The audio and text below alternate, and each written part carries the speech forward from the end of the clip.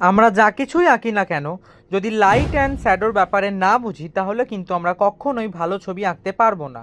উদাহরণস্বরূপ একটা ছবি আমি নিয়েছি, যেখানে আপনারা দেখতে পাবেন একটা বল রয়েছে এবং বলটির যে জায়গায় আলো সরাসরি এসে পড়েছে সেটি হলো লাইট সেন্টার, এবং যেখানে আলো একেবারেই পৌঁছাচ্ছে না সেটি হলো শ্যাডো।